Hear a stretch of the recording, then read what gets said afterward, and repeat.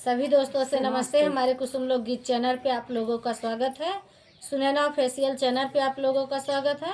कुसुम official channel पे आप लोगों का स्वागत है। तीनों चैनल पे हाथ जोड़ के विनती है कि आप लोग सपोर्ट करेंगे।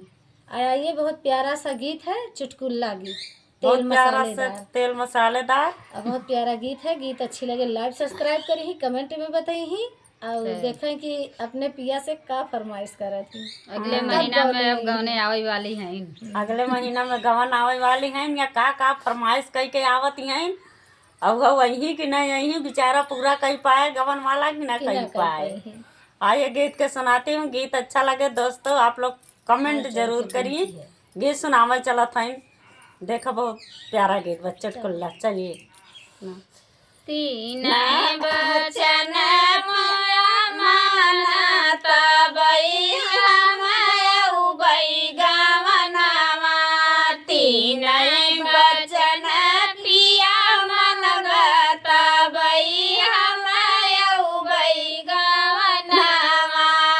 संजवा सुबेर पिया खाना बनाऊ बई। संजवा सुबेर राजा खाना न बनाऊ बई। रोज रोज बनई के खियाऊ बता बई राजा बई गवनवा।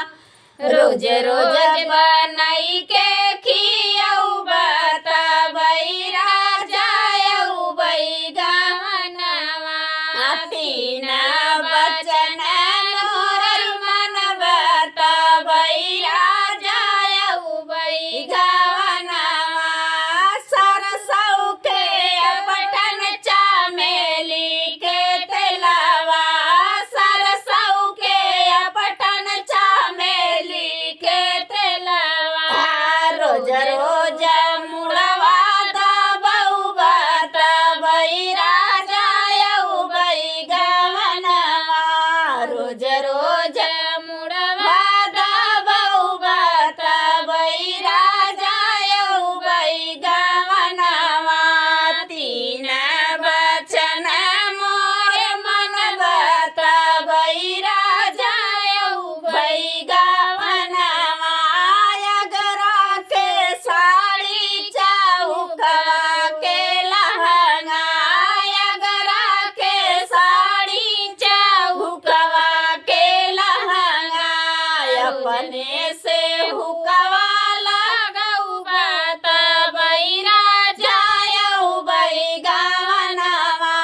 रोज रोज हुकवा लगऊ बता बई राजा बई गवनवा।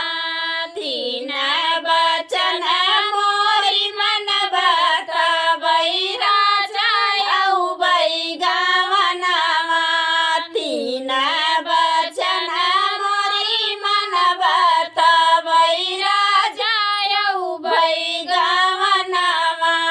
नैनी के चाट कर छना के चौमिनिया। नैनी के चाट कर छना के चौमिनिया। दोना भरी भरी के लियाऊ बता बई राजा बई गवनवा। दोना भरी भरी के लियाऊ बता बई राजा बई गवनवा। तीन